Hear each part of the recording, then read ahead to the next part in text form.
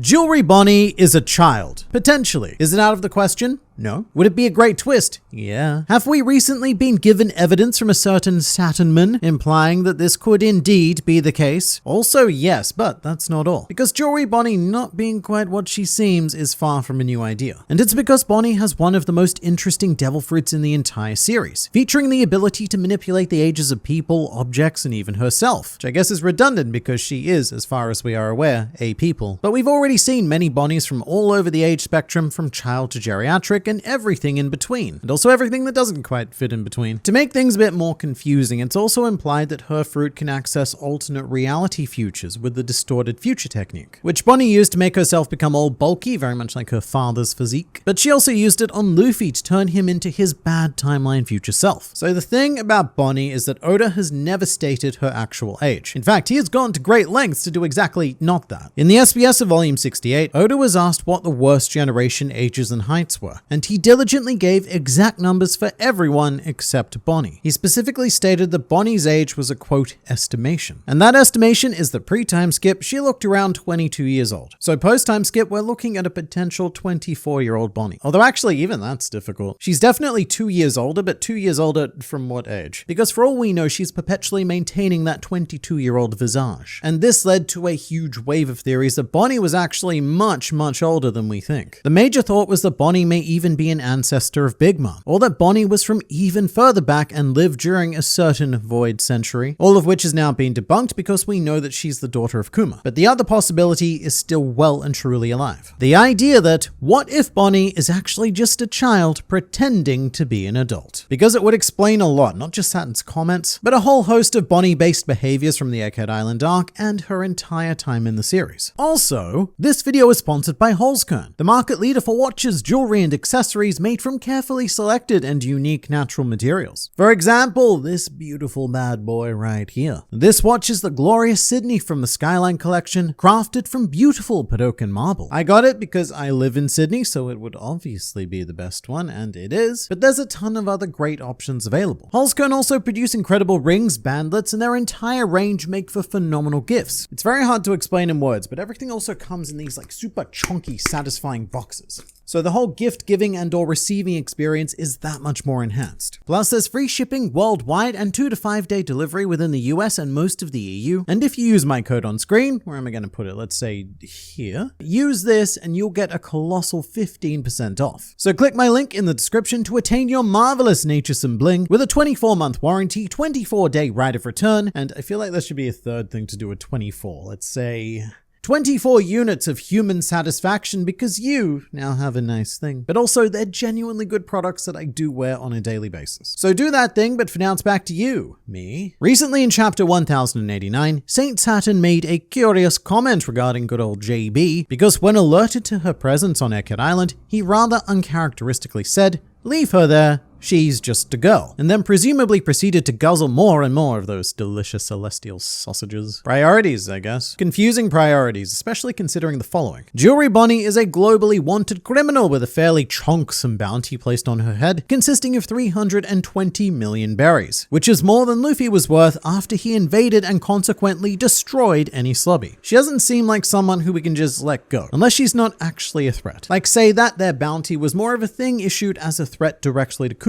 And now that he's irrelevant, Bonnie no longer poses a threat to the world government. Potentially because she's just a child. I should say that there is a difference between fan and official translations. In the fan translation, they really lit this fire by having Saturn refer to Bonnie as a quote little girl. However, in the official, Saturn says just a girl. Although, unless Saint Saturn is being a little bit misogynistic, functionally there's no difference. In either translation, he's downplaying her, much like an adult would downplay a child. And one response I've commonly seen pop up is that because Saint Saturn has reached the final form of the geriatric skill tree, pretty much everyone would be considered a child compared to him, especially if there's some sort of immortality shenaniganry going on. And look, that's fair. But also, what makes Bonnie different from anyone else on the island? Like, say Nami. She's even younger than Jewelry Bonnie theoretically, only 20 units of age, and her bounty is barely over Bonnie's at 366 million berries. But she should be fine, right? Because Nami is just a girl. No threat at all to the world government, but that's probably not quite how they see her. Honestly, just a girl is more how I would refer to someone like Moda, Someone fairly irrelevant and unthreatening in the grand scheme of the world. The worst thing Moda could possibly do is probably poison the milk that she sells to the world government. That would be rather fiendish. Whereas the worst thing Jewelry Bonnie can do is become a pirate infamous enough to become a member of the worst generation who are currently poised to overthrow every established power system on the planet. And wouldn't you know it, she's done just that. And it all just seems so sloppy, especially considering how brutal Saint Saturn was legitimately one panel earlier when he gave the order to sink the researcher's ship just to be safe. So why don't we capture or kill Bonnie also just to be safe? We have no idea what she learned on Egghead Island, what kind of technology she might have accessed. She has a lightsaber. We can't let her have a lightsaber. Or what Kuma daddy memories she may have borne witness to, because that's big stuff. It just seems odd for Saint Saturn to be this lax, but only in regards to Bonnie. What is so special about Bonnie? Or I guess the opposite question, why is she so unremarkable that we can just ignore her and leave her alone? As stated before, one explanation is that Bonnie's status as a fearsome piratess was partially engineered by the world government itself to ensure Kuma's cooperation, or to give her a price high enough to be worth catching, considering that she escaped from the world government. And it's interesting to note that the only time we've seen Bonnie's bounty poster was in the non-canon One Piece Stampede, where she was listed as dead or alive. But if she was such a valuable hostage, then she might have been given the Sanji treatment of only alive in the actual world. And this idea is supported by the pre-time skip Sakazuki interaction where he says, "A cold shiver ran through me when I heard you'd run away from the government." Previously, it was suspected that Bonnie herself was the danger. However, I think it makes a lot more sense that it's Kuma that Sakazuki is worried about. I mean, I say it makes more sense, but also by this point, Kuma should have been fully converted, so they shouldn't have needed Bonnie anymore. So why did they bother to send a whole admiral after Bonnie, if in Saturn's own words, she's just a girl? Well, we're going to answer that in a bit. But taking a step back now to the beginning of Egghead, there is evidence that may support the Bonnie child theory. When the Straw Hats discovered Bonnie caught in the warm eddy, she was in her child form, so she was engulfed in seawater and unable to use her devil fruit powers. So it's very possible that, in this situation, she reverted back to her original non-fruit tampered with body. The unfortunate counter to this is that how devil fruits interact with water has always been inconsistent in One Piece. For example, when Chopper falls into water, he remains in Brainpoint. He doesn't revert to his full reindeer, aka original form. And also, Luffy can still stretch underwater so long as it's someone else stretching him, like his head at Arlong Park. But also, Luffy and Chopper are both Zoan users, which still sounds weird to say, but regardless, their transformations are a bit more permanent than the effects of your standard paramecia. However, in theory, the sea itself does not nullify devil fruit powers. What it does is cause paralysis in the user, although there's confusion about that due to the concept of Seastone, which seems to do the exact opposite, which is that it nullifies fruit powers, but it doesn't cause paralysis. And when Smoker speaks about Seastone, he says, "We still don't understand all the properties of Seastone, but we do know that it emits an energy identical to the oceans. Think of it as the sea in solid form," which we've since found out is not exactly accurate. TLDR, we can't rely on the warm eddy situation to provide an answer. It could have reverted Bonnie back to her original form, or she could have just been in child form for some reason when she was engulfed. But also, Bonnie's powers are a bit inconsistent even when we don't take seawater into consideration. Inconsistent, I'm just going to warn you now, it's a word I'm going to use a lot when it comes to Bonnie, every aspect of Bonnie. But specifically in regards to her powers, when she turned Vegapunk into a child, a lot of sparkling stars and stuff were separated from his body, which he referred to as his gems of experience, as if he was plugging a mobile game or something. But when Bonnie turns into a child, there are no such gems, perhaps indicating that she is lacking experience. Then again, this is another weird one, because when she turned Jinbei into a child, we didn't see any gems from him either, and he's very experienced at life in general. It's kind of a sinister idea, actually. What would happen if Bonnie tampered with or destroyed those gems? Could you Charlotte pudding this and actually erase the memories and experience of people, then they revert back to their older self without it? Questions